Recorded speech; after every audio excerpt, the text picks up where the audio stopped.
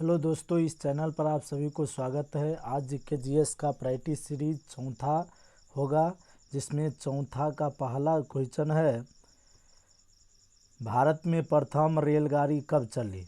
Option A दिया हुआ है 14 मार्च 1853, बी दिया हुआ है 16 अप्रैल 1853, सी 15 अगस्त 1853 और डी है 16 मार्च 1854। तो कौन सा हो जाएगा? तो 16 अप्रैल 1853। तो कहेगा प्रथम रेल कहाँ से कहाँ तक चली थी? तब मुंबई से थाने। मुंबई से कहाँ? थाने। मुंबई से थाने के बीच कितना किलोमीटर? तो 34 किलोमीटर चली थी। ठीक है। और भारत में रेलवे का जनक किसे माना जाता है? तो डलहौजी। किसे माना जाता है? डलहौजी को माना जाता है। रेलवे का जनक किसे माना जाता है? तो डलहौजी को माना जाता है। अभी वर्तमान में रेलवे का कुल जोन कितना है? तो रेलवे का 18 जोन है। रेलवे का कितने जोन है? 18 जोन है। और सबसे बड़ा प्लेटफॉर्म कहेगा, रेलवे का सबसे बड़ा प्लेटफॉर्म कहाँ है? तो गोरखपुर। यदि प्लेटफॉर्म पूछेगा तो कहाँ है? गोरखपुर। यदि विश्व में सबसे बड़ी रेलवे व्यवस्था कहेगा किस देश का है? तो अमेरिका का। सबसे बड़ी रेलवे व्यवस्था किसकी है? तो अमेरिका। और भारत का जो है कौन सा है? तो दूसरा हो जाएगा। दूसरा अर्थव्यवस्था हो जाएगा भारत का। ठीक ना। विश्व में दूसरा स्थान रेलवे में कौन सा? भारत हो गया। और विश्व में सबसे बड़ी रेलवे व्यवस्था हो गया अमेरिका।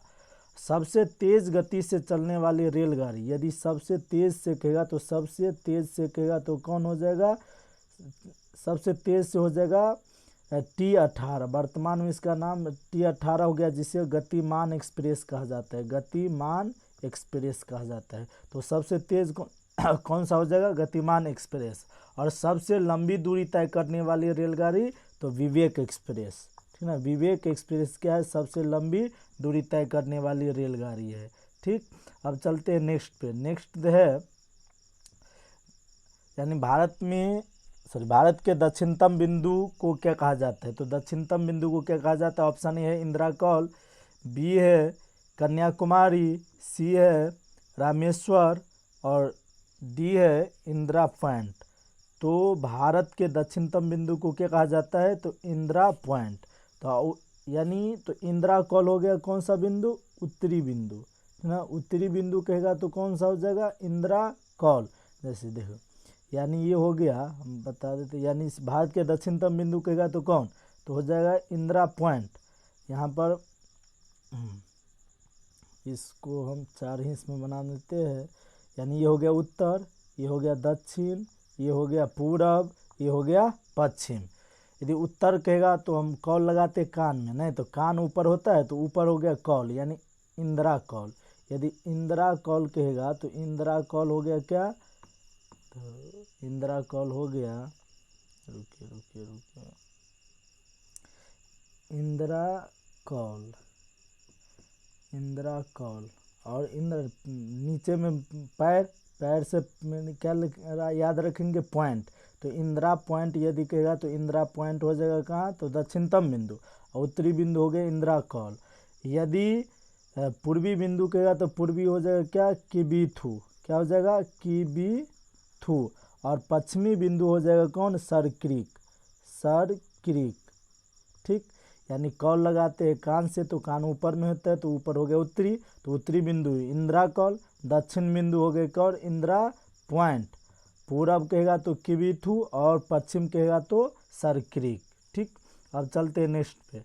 नेक्स्ट क्या है? तीसरा क्वेश्चन है, सबसे बड़ा उपग्रह कौन है? तो सबसे बड़ा ऑप्शन ये दिया हुआ है डिमोस, बी में दिया हुआ है फोबोस, सी में है टाइटन और डी में है गैनीमीड। तो सबसे बड़ा उपग्रह कौन सा है? तो सबसे बड़ा उपग्रह गैनीमीड। गैनीमीड किसका उपग्रह है? तो बृहस्पति का।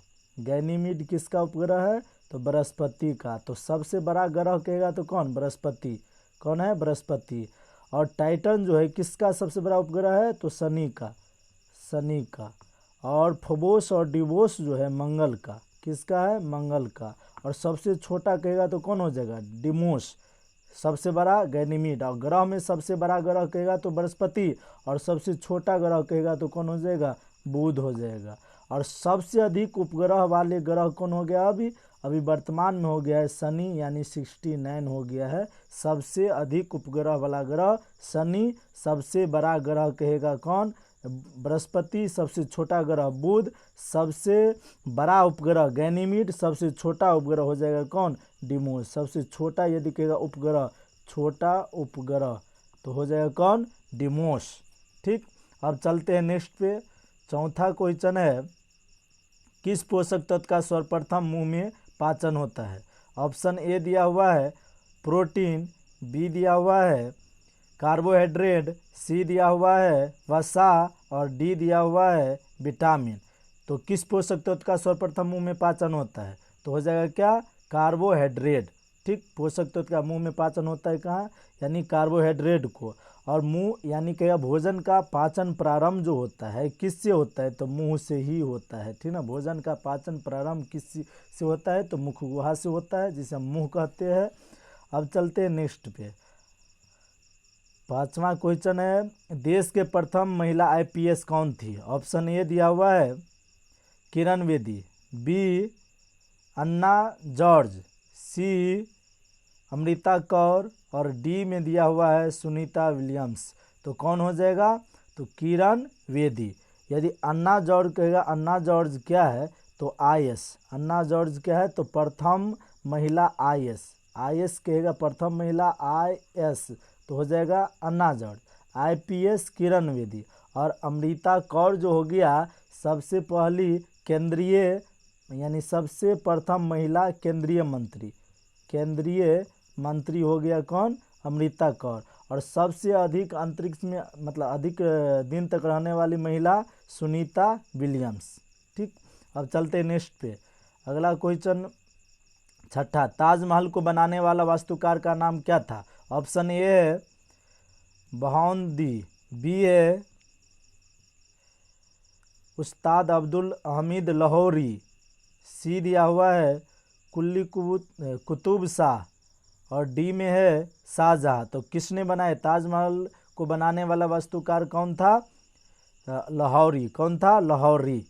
अब चलते हैं नेक्स्ट पे। नेक्स्ट जो है सतमा है, सबसे हल्का तत्व कौन सा है। ऑप्शन ए दिया हुआ है हाइड्रोजन, बी दिया हुआ है हीलियम, सी दिया हुआ है लिथियम, और डी है सोडियम। तो सबसे हल्का तत्व हो गया क्या, तो सबसे हल्का तत्व हो गया हाइड्रोजन। और कहेगा गुब्बारे में कौन सी गैस भरी जाती है, तो हीलियम।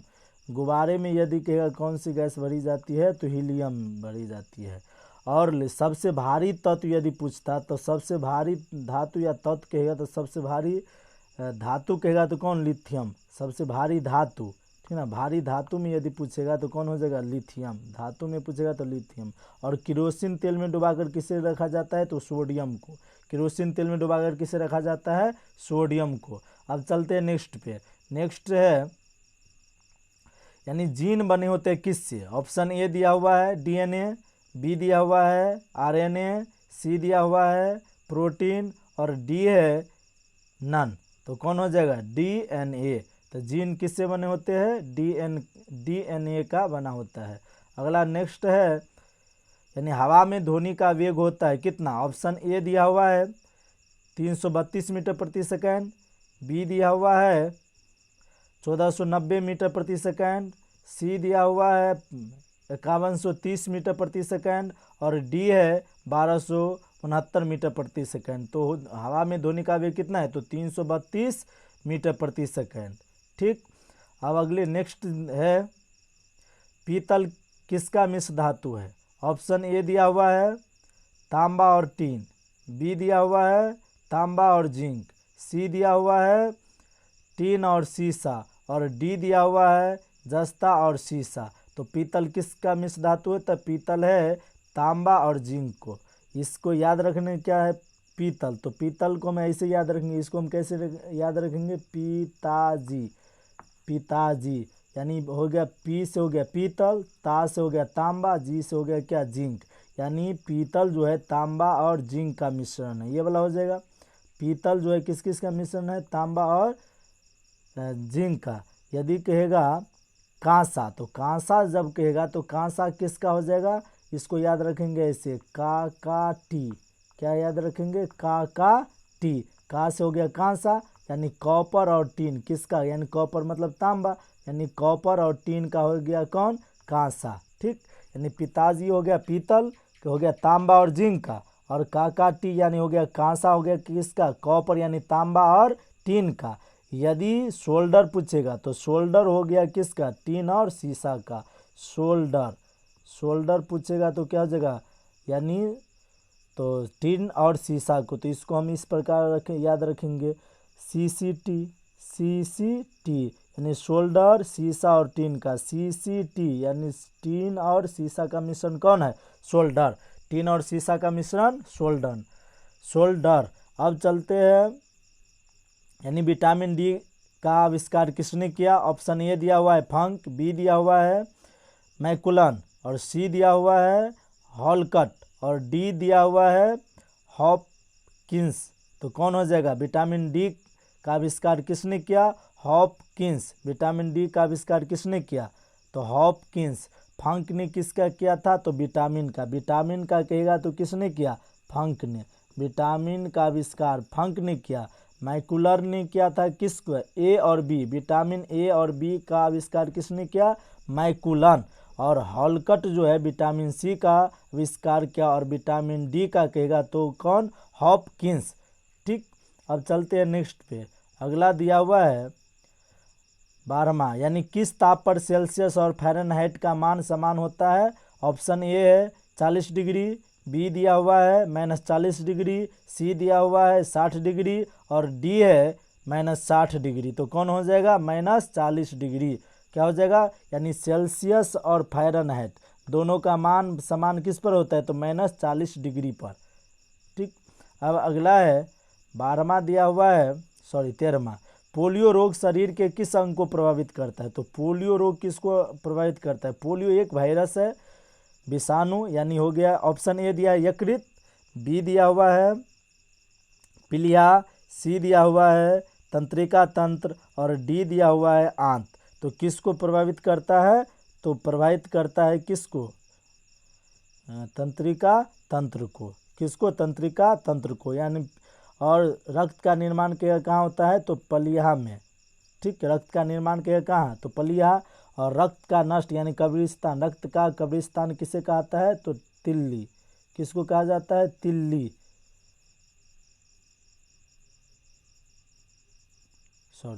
यानी इसी को, रक्त का जो ये जो होता है, रक्त का कब्रिस्तान किसे कहा जाता है, तो पलिया को, रक्त का कब्रिस्तान किसे कहा जाता है, पीलिया। रक्त का निर्माण होता है अस्थि मज्जा में, कहाँ पर होता है, अस्थि मज्जा में, रक्त का निर्माण कहाँ होता है, अस्थि मज्जा में। और रक्त का कब्रिस्तान किसे कहा जाता है, तो पीलिया या तिल्ली को।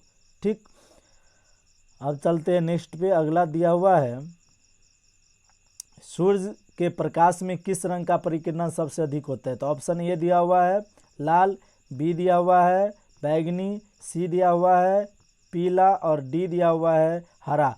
तो सूर्य के प्रकाश में किस रंग का परिकिरण सबसे अधिक होता है, तो सबसे अधिक हो जाएगा बैगनी, यानी लाल में सिर्फ सबसे अधिक होता है क्या, तरंगदैर्घ्य और वेग, तरंगदैर्घ्य और वेग, बाद बाकी लाल में क्या होता है, कम होता है। तो इसमें पूछा है सबसे अधिक परिकिरण, तो इसका मतलब बैगनी में होगा, सबसे कम जो होगा किस में, लाल में।